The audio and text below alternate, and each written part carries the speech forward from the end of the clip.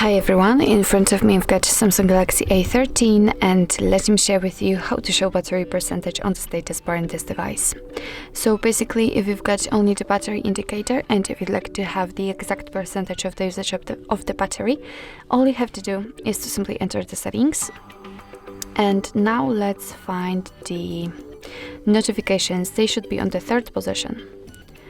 So here we have to scroll down and enter advanced settings, and on the second position we've got show battery percentage option, which is obviously in my case turned on. If you've got it turned off, it will look like it. You will have only the battery indicator.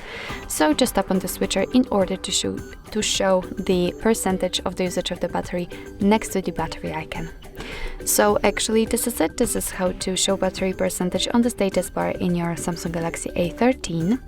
Thank you so much for watching. I hope that this video was helpful, and if it was, please hit the subscribe button and leave the thumbs up.